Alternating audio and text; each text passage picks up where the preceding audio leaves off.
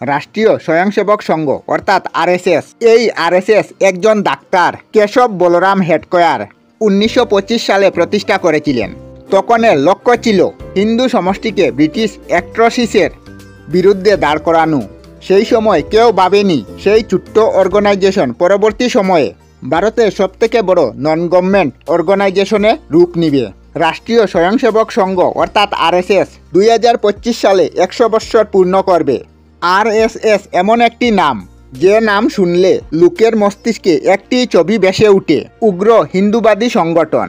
সাদা জামা, খাকি প্যান্ট পরে 1916 সালে হাফ প্যান্ট থেকে ফুল প্যান্ট হয়, আর মাথায় কালো টুপি, কোমরে ব্রাউন বেল্ট।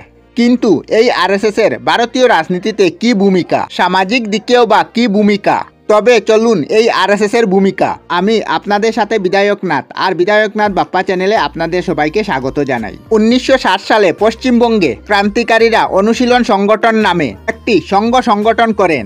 সেই সময় নাগপুর থেকে ডাক্তারি পড়তে আসা কেশবরাম হেডকেয়ার এই সংগঠনে অংশগ্রহণ করেন। পরবর্তীতে জেলেও গিয়েছিলেন। তারা হলো নরজি ও বালগঙ্গাধর তিলককে কংগ্রেসে আসার জন্য আমন্ত্রণ করা হয়।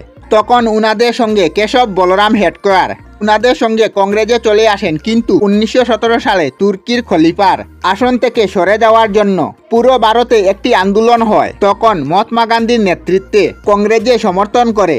এই বিষয়টি কেশব বলরাম হেডকেয়ার মন থেকে মেনে নিতে পারেননি। তিনি দেখলেন কংগ্রেস মুসলিম তুষ্টিকরণ রাজনীতি করছে। তবুও হেডকেয়ার দীর্ঘ সময় কংগ্রেসে ছিলেন এবং 1922 সালে নাগপুর কংগ্রেস অধিবেশনে আর 1925 সালে কলিকাতা অধিবেশনে উৎপত্তি হয়েছিল। কিন্তু মন থেকে এই পরিকল্পনা করে ফেলেন যে এমন একটি অর্গানাইজেশন তৈরি করবেন যা শুধু হিন্দুদের হিতের কথা মাথায় রেখে কাজ করবে। তিনি প্রথমে নিজের বাড়ি থেকেই কাজ শুরু করেন। তিনি প্রথমে মাত্র 12 জনকে নিয়ে যাত্রা শুরু করেন। খুব তাড়াতাড়ি 12 জন থেকে 12,000 হয়। ধীরে ধীরে হাজারো লোক হেডকেয়ারের সঙ্গে এগিয়ে আসে। তখন 1950 সালে আরএসএস অর্থাৎ রাষ্ট্রীয় স্বয়ংসেবক সংঘের প্রতিষ্ঠা হয়। শুরুর দিকে তিনি নিজেই শাখার পরিচালনা করতেন।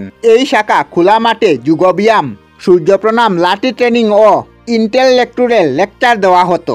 তখন এই শাখাতে অনেক লোক আসতে শুরু করে। তার ফলে নাগপুরে বিজয়া দশমীর দিনে অফিসিয়াল শাখার সূচনা হয়। ধীরে ধীরে নাগপুর ছেড়ে সমস্ত মহারাষ্ট্রে ছড়িয়ে পড়ে। মহারাষ্ট্রের সাথে সাথে মধ্য ভারতেও শাখা বিস্তার হয়। লোকজন শাখাতে আসতে ভীষণ পছন্দ করতে শুরু করে। এই সময়ই আরএসএস তৈরি হয়েছিল হিন্দুদের একত্রিত করে সমাজে কিছু ভালো কাজ করার উদ্দেশ্যে। কিন্তু পরবর্তী সময়ে আরএসএস এর রাজনৈতিক দিকেও গুরুত্ব বেড়ে যায়। কিন্তু মহারাষ্ট্র ও মধ্য ভারত ছাড়া এখনো বাকি রাজ্যে শাখা বা অফিস খুলতে পারেনি আরএসএস।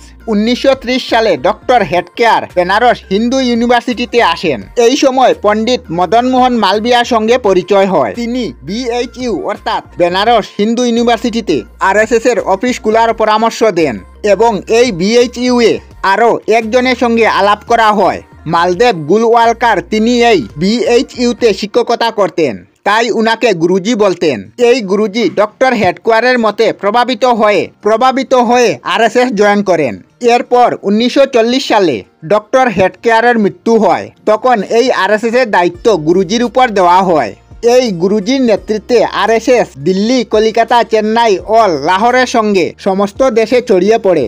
আমাদের প্রিয় বর্তমান প্রধানমন্ত্রী নরেন্দ্র দামোদর দাস মোদী ও পরিবহন মন্ত্রী নীতিন গাডকর এই আরএসএস এর পূর্ব স্বয়ংসেবক ছিলেন।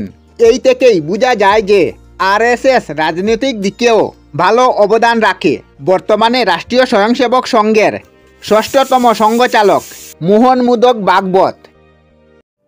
আমরা আমাদের চ্যানেলে সব ধরনের ভিডিও আপলোড করি, যেমন ব্লগ, নিউজ, কুকিং ভিডিও, ধার্মিক আলোচনা ইত্যাদি।